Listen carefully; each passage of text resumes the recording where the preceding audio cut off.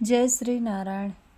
ब्रह्म वैवर्त पुराण में देवशयनी एकादशी के विशेष महात्म्य का वर्णन किया गया है। इस व्रत से प्राणी की समस्त मनोकामनाएं पूर्ण होती हैं। यह एकादशी आषाढ़ मास के कृष्ण पक्ष की एकादशी, जिसे योगिनी कहते हैं, उसके बाद आती है। आषाढ़ मास के शुक्ल पक्ष की एकादशी को ही देवशयनी एकादशी कहा जाता है। इसी एकादशी से चातुर्मास का आरंभ माना जाता है। इस अवधि में कोई भी शुभ कार्य जैसे विवाह आदि नहीं किया जाता। मान्यता है कि इस दिन से भगवान श्री हरि विष्णु क्षीर सागर में शयन करते हैं और फिर 4 माह बाद उन्हें उठाया जाता है। उस दिन को देवोत्थानी एकादशी कहा जाता है। इस बीच के अंतराल को ही चातुर्मास कहा जाता है। देवशयनी एकादशी को देवशयनी, महा एकादशी, थोली एकादशी, हरि एकादशी, पद्मनाभा शयनी तथा प्रबोधिनी एकादशी भी कहा जाता है। देवशयनी एकादशी व्रत कथा। धर्मराज युधिष्ठिर ने कहा, हे केशव, आषाढ़ शुक्ल पक्ष की एकादशी का क्या नाम है? इस व्रत के करने की क्या विधि है और किस देवता का पूजन किया जाता है? श्री कृष्ण कहने लगे, हे युधिष्ठिर, जिस कथा को ब्रह्मा जी ने नारद से कहा था वही मैं तुमसे कहता हूँ। एक बार देव ऋषि नारद जी ने ब्रह्मा जी से इस एकादशी के विषय में जानने की उत्सुकता प्रकट की। तब ब्रह्मा जी ने उन्हें बताया, सतयुग में मानधाता नामक एक चक्रवर्ती सम्राट राज्य करते थे। उनके राज्य में प्रजा बहुत दुखी थी, किंतु भविष्य में क्या हो जाए यह कोई नहीं जानता था। अतः वे भी इस बात से अनभिज्ञ थे कि उनके राज्य में शीघ्र ही भयंकर अकाल पड़ने वाला है। उनके राज्य में पूरे 3 वर्ष तक वर्षा न होने के कारण भयंकर अकाल पड़ गया। इस अकाल से चारों ओर त्राहि त्राहि मच गई। धर्म पक्ष के यज्ञ, हवन, पिंडदान, कथा, व्रत आदि में कोई कमी हो गई। जब मुसीबत पड़ी तो धार्मिक कार्यों में प्राणी की रुचि कहाँ रह जाती है। प्रजा ने राजा के पास जाकर अपनी वेदना की दुहाई दी।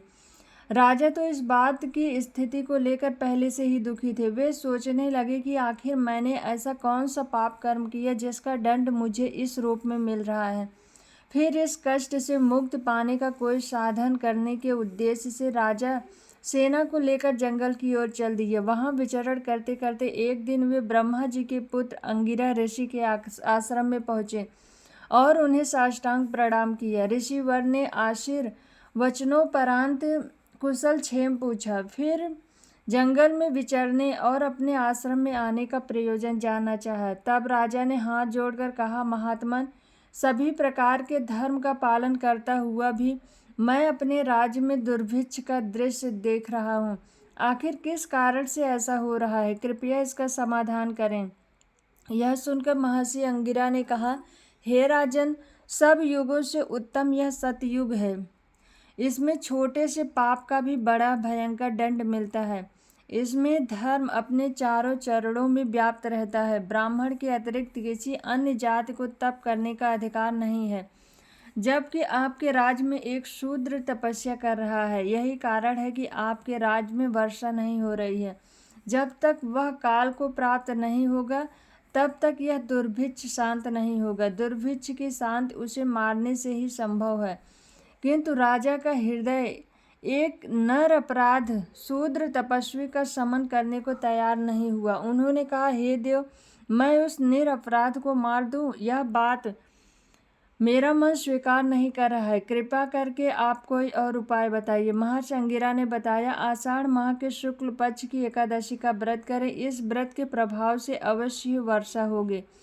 राजा अपने राज्य की राजधानी लौट आए और चारों वर्णों सहित पद्मा एकादशी का विधिवत व्रत किया। व्रत के प्रभाव से उनके राज्य में मूसलाधार वर्षा हुई और पूरा राज्य धन धान से परिपूर्ण हो गया।